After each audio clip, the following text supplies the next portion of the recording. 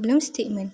Food waste from school canteens is often discarded without being utilized, leading to foul odors, fly infestation, and the wastage of potentially valuable resources. At the same time, there's increasing dependence on non-renewable energy sources such as electricity and commercial gas. The absence of a system that can convert organic waste into alternative energy results in the underutilization of readily available resources.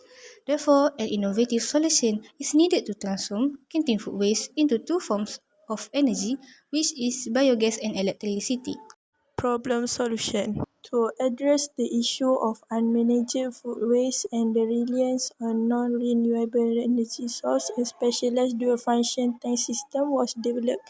The tank is divided into two sections. One section produces electricity using a micro biofuel cell from food waste in slurry form, while the other section generates biogas through anaerobic decomposition enhanced with slime powder. This integrated system allows food waste to be fully utilized and converted into two usable forms of energy, electricity and gas, simultaneously in an eco-friendly and efficient manner. This diagram illustrates a dual-function system that converts canteen waste into energy through two integrated processes. 1. Canteen waste is collected in a main container that is divided into two sections.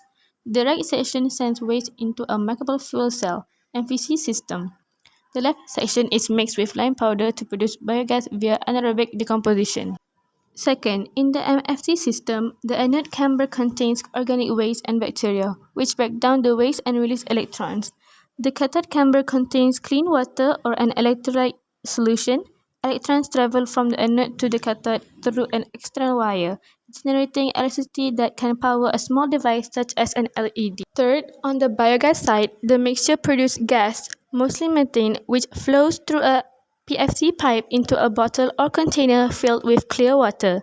As the gas accumulates, it can release by unclipping the pipe and ignite to produce a flame, demonstrating its potential as a fuel. Materials DIY shop: graphite or carbon, titanium plates optional, cotton fabric or absorbent material, small plastic container, distilled water, phosphate solution or sodium sulfate, soil bacteria, plastic or small metal drum, lime powder for peak control, PVC pipes, plastic bottle, wires and connectors, multimeter, lid or small cover.